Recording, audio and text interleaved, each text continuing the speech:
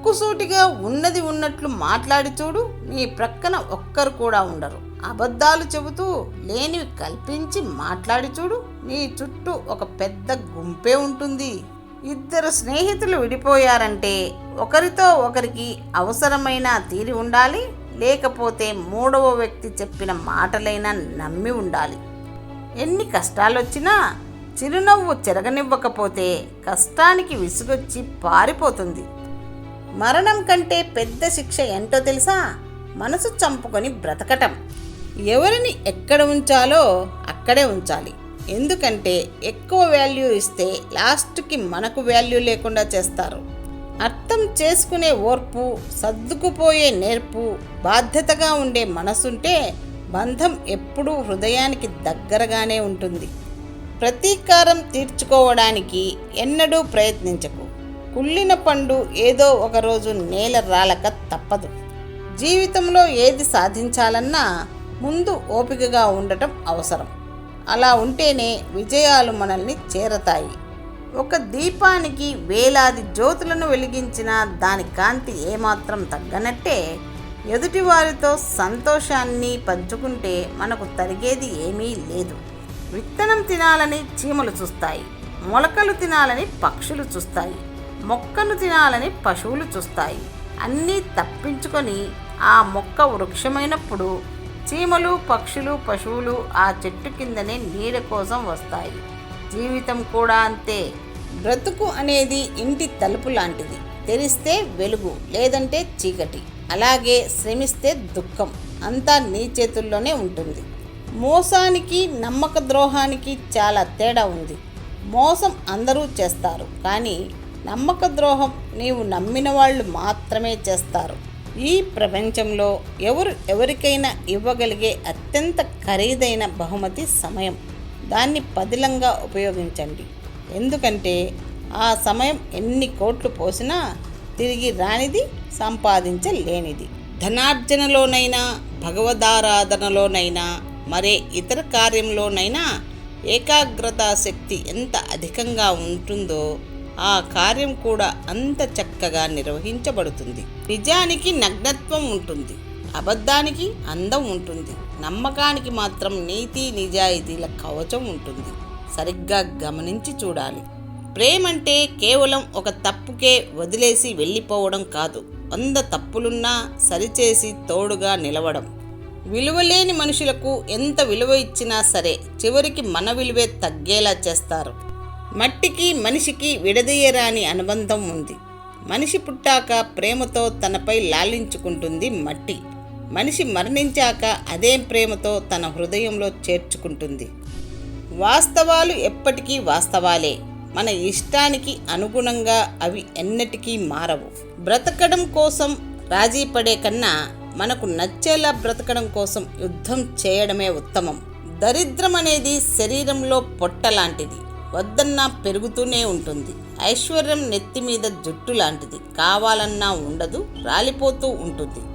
ఈ లోకంలో 2 చాలా కష్టమైన పనులు ఉన్నాయి. ఒకటి పేరు పొందడం, ఇంకొకటి దాన్ని నిలబెట్టుకోవటం. ఈ రోజుల్లో మనిషి చేపలా ఈదగలుగుతున్నాడు, చిరుతలా పరిగెత్తుతున్నాడు, కానీ మనిషిలాగా బ్రతకడమే మరచిపోతున్నాడు. 1000 మంది మిత్రులున్న వ్యక్తి ఒక్కరిని కూడా వదులుకోలేడు. ఒకే ఒక శత్రువున్న వ్యక్తి అతన్ని ప్రతి చోట కలుస్తాడు. సంపదకి అహంకారం తోడైతే అన్ని చెడ్డ గుణాలు వరుసగా ఉత్పన్నమవుతాయి. వాటి ఫలితమే నాశనం. సంతోషం అనేది ఒక అద్భుతమైన విషయం. అది మీరు ఇవ్వగలిగితే మీరు తిరిగి పొందుతారు. ప్రయత్నించి గెలిస్తే చరిత్రలో పేజీ సంపాదిస్తారు. ప్రయత్నించి ఓడిపోతే చరిత్రలోనే గెలుస్తారు. మోసేది బరువు అనుకుంటే దింపేయాలనిపిస్తుంది. బాధ్యత అనుకుంటే మోయాలనిపిస్తుంది. ఎగిరే పక్షి కనపడుతుంది, కానీ వీచే గాలి ఎవరికీ కనపడదు. అలాగే కళ్ళ ముందు మనిషి కనిపిస్తాడు, కానీ అతని కళ్ళల్లో బాధ ఎవరికీ కనిపించదు. పూర్వభాషి అంటే ముందుగా పలకరించే తత్వం కలిగి ఉండటం. ఈ లక్షణం మానవ సంబంధాలలో అద్భుతమైన విజయాలను అందిస్తుంది. పాత్రను రోజు తోమకపోతే అది మురికి పట్టిపోతుంది. అలాగే మనసును కూడా జపము, ధ్యానము, భక్తి, పని, సేవ మొదలగు వాటితో శుభ్రం చేసుకోవాలి. అబద్ధాలు చెప్తే ఆడపిల్ల పుడుతుంది అంటారు, కానీ అబద్ధాలు చెప్తే కాదు, ఎంతో పుణ్యం చేసుకుంటే ఆడపిల్ల పుడుతుంది. పుస్తకం గొప్పతనం అందులో ఉండే విషయం మీద ఆధారపడదు, అది మనకు అందించే ఆలోచన మీద ఆధారపడి ఉంటుంది. భయపడటం ఎప్పుడు మానేస్తామో అప్పుడే మన జీవితం మొదలైనట్లు. చదువు ద్వారా సంస్కారం నేర్చుకున్న వాళ్ళు, అనుభవాల ద్వారా గుణపాఠం నేర్చుకున్న వాళ్ళు జీవితంలో ఎప్పటికీ ఓడిపోరు. గెలిచేందుకు మార్గాలు నాకు తెలియకపోవచ్చు, కానీ ఓడిపోయేందుకు గల కారణాలు మాత్రం నాకు తెలుసు. అందరికీ నచ్చే విధంగా పని చేయాలనుకోవడం. నీ బాధను అర్థం చేసుకోమని ఎవరినీ అడగకు, ఎందుకంటే వాళ్ళు అనుభవించే వరకు ఆ బాధ వాళ్లకు అర్థం కాదు. ఇది నిజం. తెలివికి నిదర్శనం తప్పులు వెతకటం కాదు, పరిష్కారాలను సూచించగలగడం. కాలానికి అందరూ బంధువులే, వచ్చిపోయేవారే కానీ ఉండిపోయేవారు ఎవరూ లేరిక్కడ. జీవితం అంటే ఎదుటివారిని సంతోషపెట్టడం కాదు, తమ సంతోషాలను ఎదుటివారితో పంచుకోవటం. గెలుపు కోసం నిరంతరం పోరాడేవాడు గెలిచే వరకు విశ్రమించడు. నిజాయితీ గల స్నేహితుడు తోడుంటే వాడు 100 మంది బంధువులతో సమానం. అతిగా స్పందించడం, అతి కోపం, అతి ప్రేమ, అతి లోభం, ఇలా అతి మంచిది కాదు. అతిగా సంతోషపడటం, అతిగా బాధపడటం రెండూ మంచివి కావు. మనకు 2 రకాల విద్య అవసరం. ఒకటి జీవనోపాధి ఎలా కల్పించుకోవాలో నేర్పేది, రెండవది ఎలా జీవించాలో నేర్పేది. ఏ సమస్యకైనా సరైన సమాధానం కాలమే చెబుతుంది, కానీ మనకే అంతవరకు ఎదురు చూసే ఓపిక ఉండదు. గుడి ఎంత అందంగా ఉన్నప్పటికీ, ఇల్లు ఎంత విశాలంగా ఉన్నప్పటికీ, అక్కడ దేవుడు ఇక్కడ అమ్మ లేకపోతే రెండూ వ్యర్థమే. 4వ ఏట అమ్మా నాదే నాన్న నాకే అంటూ గొడవపడి 40 ఏళ్ళు వచ్చాక అమ్మా నీదే నాన్న నీకే అని తప్పించుకు తిరుగుతారు అన్నదమ్ములు. డబ్బు, పేరు, హోదా, ఖ్యాతి వీటన్నిటికన్నా జీవితంలో ఆనందంగా ఉండటానికి ముఖ్యంగా అవసరమైనది సంతృప్తి. ఇది ఒక్కటి ఉంటే పైవన్నీ ఎందుకు పనికిరావు. చెట్టులో క్రిందికి ఆకు రాలినప్పుడు పైనున్న ఆకు నవ్వదు, ఎందుకంటే దానికి తెలుసు తను కూడా ఏదో ఒకరోజు రాలి కింద పడతానని. ముళ్ళబాట దాటితే పూలబాట ఎదురవుతుంది, సవాళ్లు ఎదుర్కొంటేనే సక్సెస్ ఎదురవుతుంది. డబ్బు అనేది ఉంటే 10 మందిలో ఒక్కడివి అని చూపిస్తుంది ఈ సమాజం. అది లేకుంటే పనికిమాలిన వాళ్లలో ఒక్కడు అని నిందిస్తుంది. జీవితంలో త్యాగం చేసేది నాన్న, జీవితాన్నే త్యాగం చేసేది అమ్మ. బంధాలను కలుపుకోవడం కాదు, వాటిని నిలబెట్టుకోవడంలోనే ఉంటుంది మన సంస్కారం. నడక చేతకాని వాడు తోవ తిన్నగా లేదని ఏడ్చాడట. అలా ఉంటాయి కొందరి ఏడుపులు. మనుషుల మధ్య దూరం పెరగడానికి కారణం ఎల్లప్పుడూ మనమే కరెక్ట్, అవతలివారు రాంగ్ అనుకోవడం వల్ల మాత్రమే. శిఖరం అంచుకు చేరుకున్న వాళ్లను కూడా పడదోసే వాళ్ళు ఉండవచ్చు, కానీ శిఖరం అంత ఎత్తుకు ఎదిగిన వాళ్లను పడవేయటం ఎవరి తరమూ కాదు.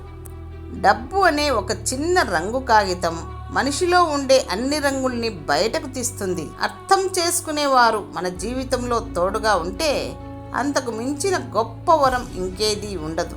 చేసే పనులన్నీ విఫలం అయినా, అన్ని ఆశలు అడియాసలైనా కూడా మన ముందు భవిష్యత్తు నిలబడే ఉంటుంది. నేను ఉన్నాను, ఉపయోగించుకోమని. చెడు చేస్తున్న వారి కన్నా చెడును చూస్తూ నోరు మెదపని వారి వల్లే ఈ ప్రపంచానికి ఎక్కువ ప్రమాదం.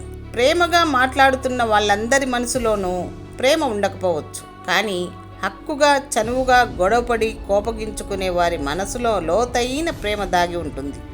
ఎంత చదువుకున్నవాడైనా శక్తి లేని వాణ్ణి లోకం గౌరవించదు. శత్రువు నుండైనా సుగుణం నేర్చుకోవాలి, లేదా శత్రువులో సుగుణాన్ని మెచ్చుకోవాలి. సంస్కారం ఉంటే సంపదలు లేకపోయినా జీవితం సంతృప్తిగా సాగుతుంది. సంపదలు ఉండి సంస్కారం శూన్యమైతే బ్రతుకు వ్యర్థంగా మారుతుంది. దేవుడు ఎక్కడో లేడు, నీలోనే ఉన్నాడు, ప్రతి జీవిలోనూ ఉన్నాడు. ఇతరులకు మనం ఎంత మేలు చేస్తే మన హృదయాలు అంత పవిత్రమవుతాయి. మీరంటే ఇష్టపడేవారు వీరు ఎలా ఉన్నా సర్దుకుపోతారు. మీరంటే ఇష్టం లేని వాళ్ళు మీరెంత సర్దుకుపోయినా దూరం అయిపోతారు. అన్ని విషయాల గురించి తెలుసుకునేలా చేసేది ధ్యానం. ఎంతవరకు గుర్తుంచుకోవాలో ఎంతవరకు వదిలేయాలో తెలిపేది వివేకం. కానీ వివేకం లేని జ్ఞానం వ్యర్థం. నిజం నొప్పిని ఇస్తుంది, అబద్ధం ఆనందాన్ని ఇస్తుంది. కానీ నిజం ఇచ్చిన ప్రశాంతత అబద్ధం ఇవ్వలేదని గుర్తుపెట్టుకోండి. విశ్రాంతి లేని మనసు అటు ఇటు తిరుగుతుంది, దేహానికి అలుపవుతుంది, ఆలోచనలకు తప్ప. నమ్మకం మనిషి మీద ఉండాలి, ఇతరులు చెప్పిన మాటల మీద కాదు. సంతకం లేని చెక్కు, సహనం లేని సంసారం ఎప్పుడూ చెల్లవు, పనికిరావు. అంతే. కష్టం ఎవరు కొనేది కాదు, ఆనందం ఎవరు అమ్మేది కాదు. జీవితం ఇచ్చే అనుభవాలు కష్టసుఖాలు అంతే. రోజును ఎలా గడపాలని చూడకు, రోజును ఎలా వినియోగించుకోవాలని ఆలోచించు. కఠినమైన పరిస్థితులు మనల్ని ఒంటరిగా చేస్తాయి, కానీ అవే కఠినమైన పరిస్థితులు మనల్ని శక్తివంతుల్ని చేస్తాయి. ఈ 4 విషయాలకు సిగ్గుపడకండి. పాత బట్టలు, పేద స్నేహితులు, ముసలి తల్లిదండ్రులు, సాధారణ జీవనం.